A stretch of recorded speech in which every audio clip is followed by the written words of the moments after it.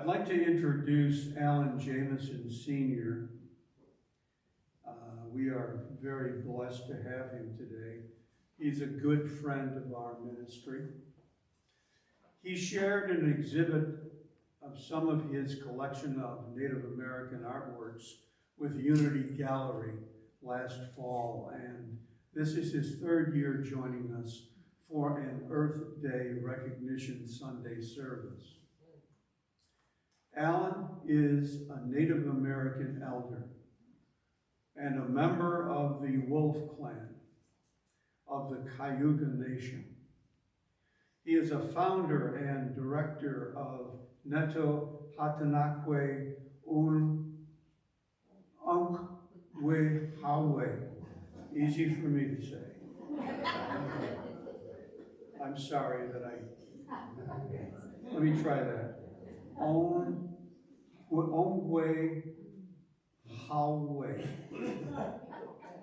a nonprofit art and cultural organization based in Buffalo, Niagara Falls, New York. He is also the president of the Fort Erie Native Friendship Center, an Indigenous Community Center serving all ages with a $2 million budget. And Allan is also a prominent spokesperson, educator, and advocate for understanding of Indigenous culture and history and Native American healthcare issues.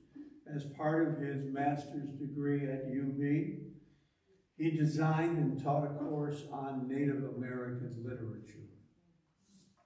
Now it is my wonderful pleasure to welcome Allan to our service to share a message with us that is entitled Earth Voices of the Great Spirit. Scanos, Swabeko. I'm going to say some words in my native language first, and bear with me for a few minutes. Denomanio, Swabetiso, Sunay Segato, Ase Tejo Teko, Wibanekne, Ingequeni, Ingeshwe, Odak Isekai, Toriana, Gawanaka, Aswatansuyo, Swabetiso, Akiso Suna, Nyawa. Sagonego Yosta, Nigiasum, Tahioni, Niwage Shopten, Goyokono, Niwa Quensote. What I said was my name, my native name, which is Sagonego Yosta, and that means that I can work with plants. And I also said that I'm of the Wolf Clan of the Cayuga people. And originally, my people were from the Ithaca, New York area. But I was born in Canada, and it's a very long history of what drove my family into Canada. And perhaps someday we'll be able to share that or can find information on it. But I'm very thankful to be here today. Thank you for the invitation. And I'd like to begin also by acknowledging the 4 directions. So just bear with me a minute.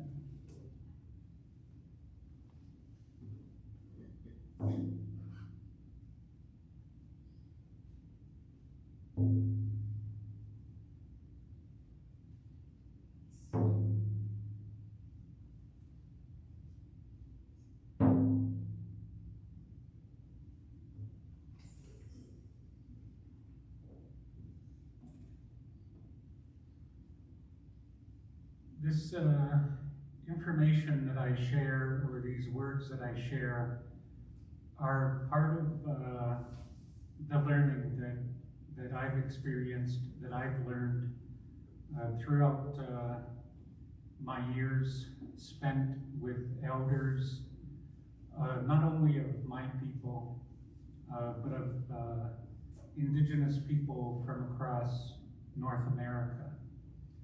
And so, you know, this is really information that's often not found in the history books.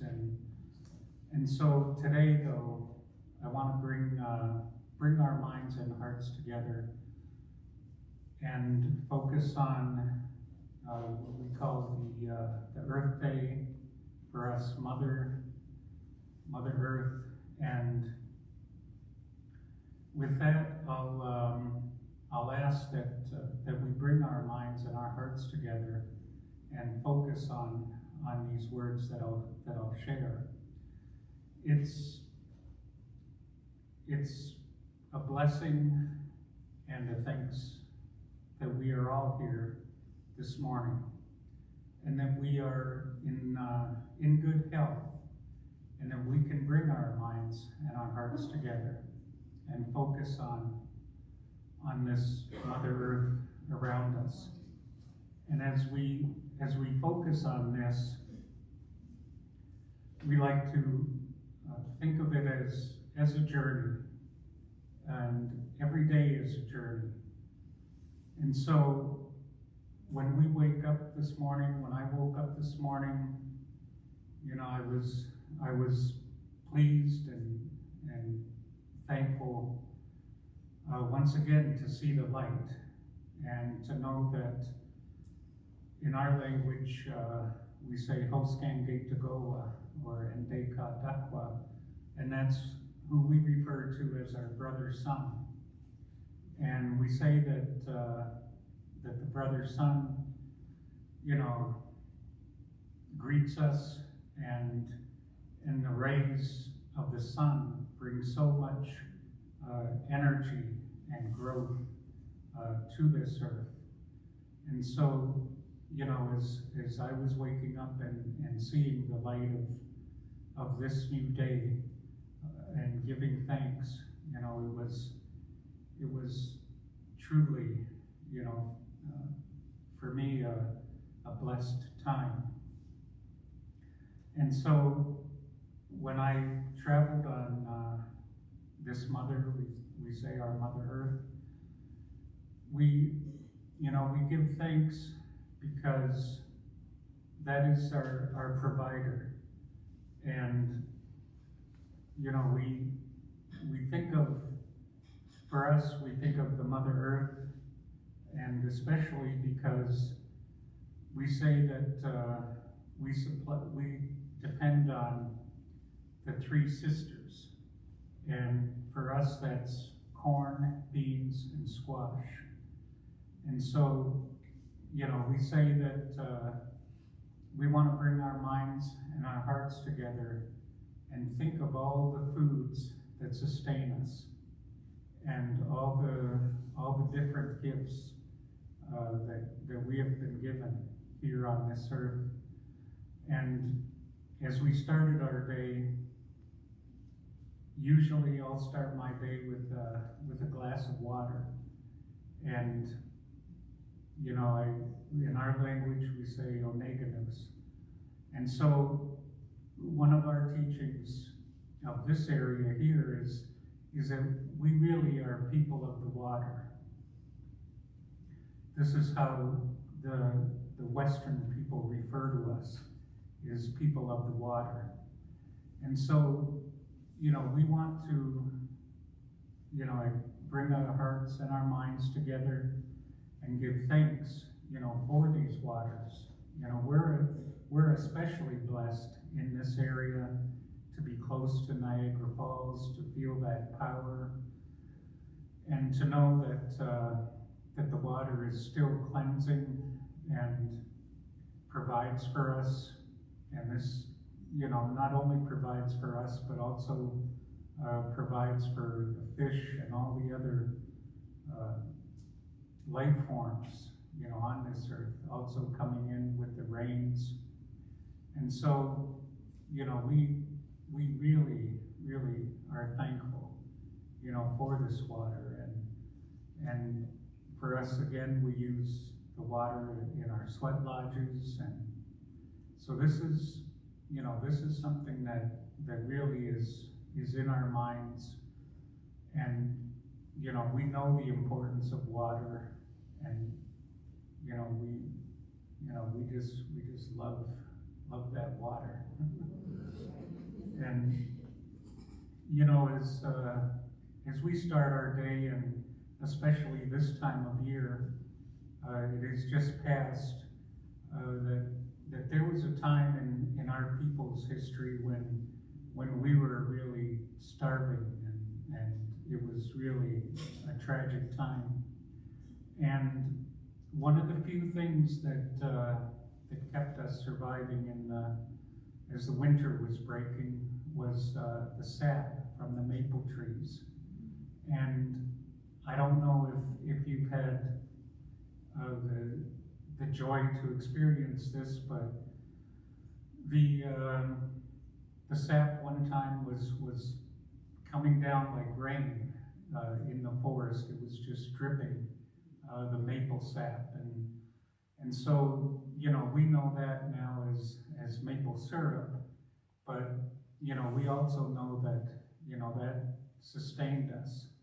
And so it's all those trees, you know, that we also want to give thanks for. You know, there's days that I'm in this city and man, I'm just looking for a tree to get some shade from our brother.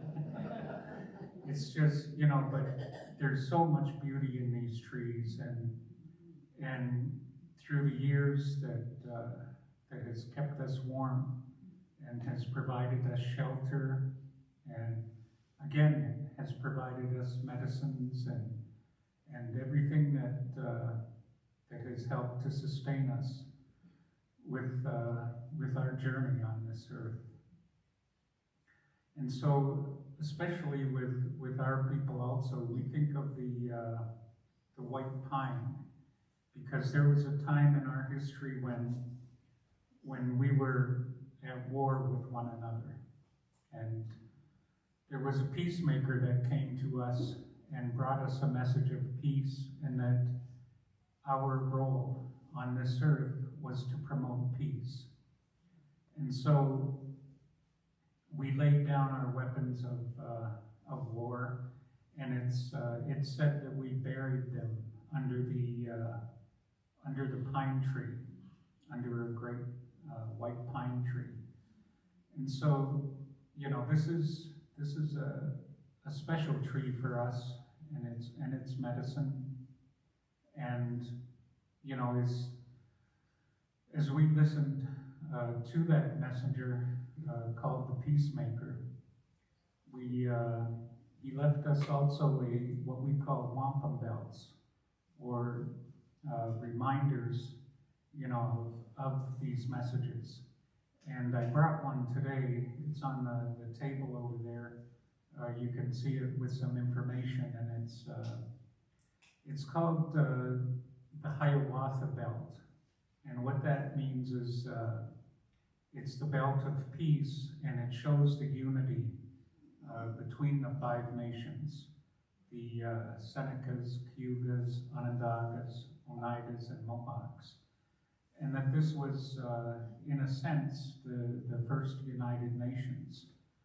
So, you know, we were brought together in a constitution of peace, and we were told that this was our role on this earth, was the promotion of peace, and that our activities on this earth, we should think 7 generations into the future, that not only how is it going to affect your great-grandchildren, but even beyond that. And so, you know, we should live our lives accordingly. And so it's, you know, it's very good to know about this message of peace, because it got very close to us being extinct. There's very few Cayuga people left, and, you know, it's really an honor to have been among the elders and to have learned these teachings. And so, you know, again, we think about this tree of peace, and we think about all the trees, and, you know, we know that, there was American chestnut trees, and we know that because, you know, it's in our history. It's actually in our recipes. But, you know, we can't find those anymore. So, you know, there's still some old, powerful trees, you know, on these lands. And so, you know, we do what we can to protect them. And real soon, we're going to be enjoying what we call Jasunda, the strawberries. And this is going to be another gift. You know, this is something that we look forward to each year, and we say is a medicine for the heart, because when you look at the strawberry, it's almost like the heart. And so, you know, we want to give thanks and bring our minds and hearts together for all of these different berries, the blueberries, you know, especially, you know, again, we think of the blueberries and we think of the bears. You know, they're incredible. You know, this natural world is really, really incredible, and the way the bears will bring with them little clumps of blueberries as they hibernate, because when they wake up again, that's the first thing that they do. You know, is they rub those blueberries, and so, you know, this is all something that sometimes we forget about in our busy lives, but that we want to turn attention to, you know, especially today, is these different strawberries and blueberries and the leaves of those plants. Those are all medicines. And when we think about these smaller medicines, you know, we see a lot of times, you know, I see people like with the weed killer, and, you know, going about using the pesticides, but we know that a lot of those are medicines. And so, you know, again, you know, we wanna be thankful for these medicines that return each year for us. You know, along with these trees and medicines are the different fruits. You know, can't wait for the apples, the pears, the plums. You know, this is all something that nature has provided us.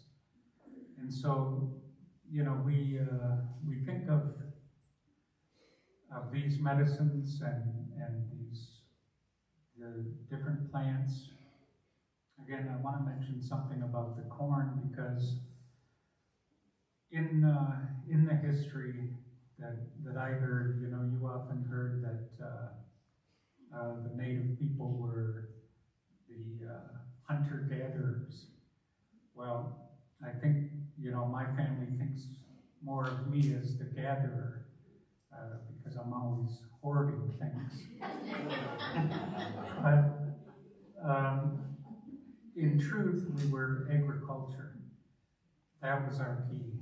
And it's recorded in history that when Sullivan burned our villages out in the Ithaca, New York area, in his own, one of his lieutenant's writings, they recorded burning 250,000 bushels of corn in storage. So, you know, we weren't just living day by day. We were advanced agriculture. And so, you know, that's the work that we have to do, that we are returning to do. Fortunately, a lot of our people kept seeds, you know, seeds even from Buffalo Creek, right here, the Buffalo Creek Reservation, where my people moved, my family moved. My namesake, Mary Jamieson, was was actually buried right here in South Buffalo, Buffum Street, till that area was desecrated, and they had to move the bodies from there. Red Jacket went to Forest Lawn. Mary Jamieson went out to Letchworth State Park. And there's so much history there that it would, we could spend a week, just going through, what happened with Red Jacket as at first, he was buried at Buffum Street, but it was at a time when they were trying to figure out why he was so smart. And so they dug up his bones, unscrupulous researchers, because they wanted to measure his cranium. So his bones were missing, and then when they retrieved them, they wanted to bury him at Forest Lawn, but they wouldn't allow Native people to be buried there. So his bones were kept in the Buffalo Savings Bank for a few years. And so this is history that, again, you won't find in the history books till they allowed him to be buried at Forest Lawn. So, this is some of the history that I've learned, and as I said, it's every day is a journey, and this is a good journey to be here today. And also, as we think about this day, we think of the clouds that bring us rain, and we refer to those as our grandfathers. And when we hear the first thunders of the spring, we put down our medicines, put down our tobacco, and we give thanks because they've returned. And so, when we travel on this earth and throughout this day, and again, the warmth that we feel in our hearts, for each other and for our families, this is the life that we are given, and to be thankful for this, and to know that as we approach the evenings, that there's more family to be with us, and we refer to the moon as our grandmother. So we say the grandmother controls the waters and controls the birth cycles, and also helps with the planting. And so, we acknowledge and give thanks with our hearts and our minds, for our grandmother moon. And so, we say that in the evening when we look at the night sky and we see the different stars and we see the beautiful patterns that they make, for us, once again, we look at these stars and we determine our ceremonies on the positions that they're in, certain times of the year, and also the natural world. So with us, we can't necessarily go by calendar days. So we might be able to do ceremonies after the first frost. And, we would also, now that it's springtime, we look for the plants that emerge, and then we know, and again, the maple syrup, we look for the different medicines and ways that are informing us. Excuse me. This is mine. Yes, sure. Excuse me.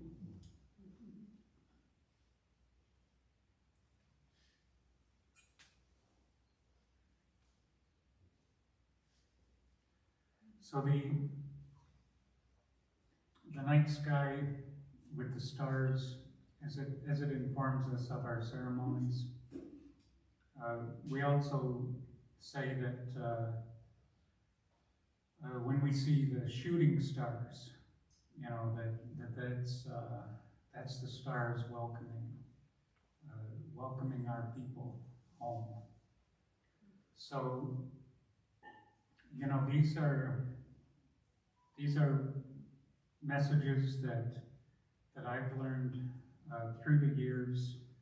And when I talked about the peacemaker coming to us, we said that messengers were sent to all people, and that was the messenger that came to us we referred to as the peacemaker. And, you know, it's only, you know, recent that we've started, you know, being able to date some of these activities and to know that this peacemaker came amongst us, bringing us a message of peace. And so, you know, this is the history of this land, of the Cayuga people from this land, and the songs and dances that we have. You know, those have come from different people. And so at this time I'd like to share one of our social dance songs. It's a simple beat, simple song, and we'll see if this sound is good.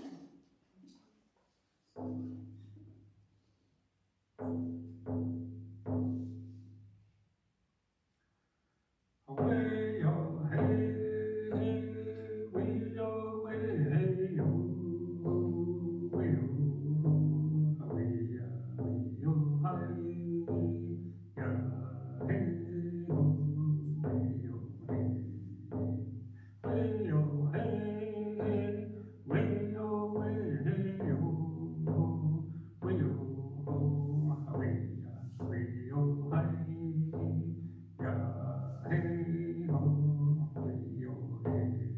oh, hey, we oh, hey, oh, we oh, we oh, hi.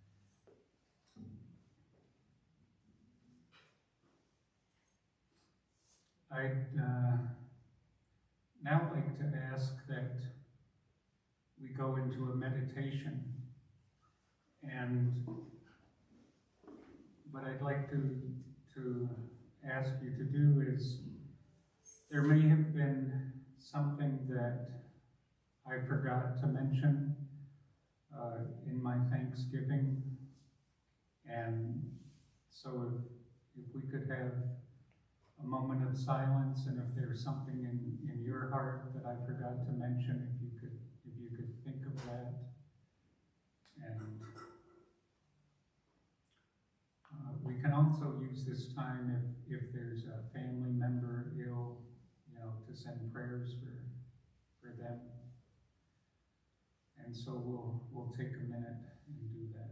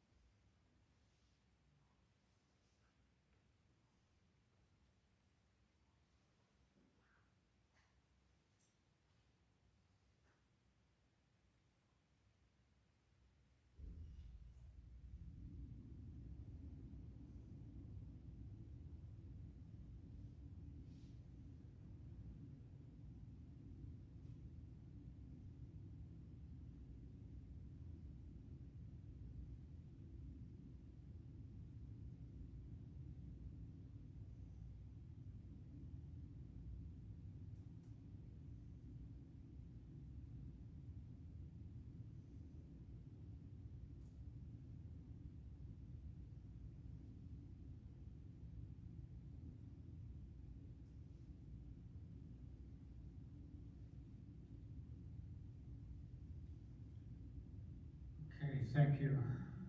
I know that it occurred to me in my thinking that there were two very important entities that I had forgotten, and I'll mention them briefly. And that's I have an eagle feather here, and that's the birds, because they also greeted me this morning with some beautiful songs. And so, you know, the beauty that they bring, the red cardinal that I saw out my window, just totally beautiful. And then also the animals, and you know, they're, you know, such beautiful companions and sustainers, and so, you know, again, there's so much to be thankful for. And I'll say thank you. You know,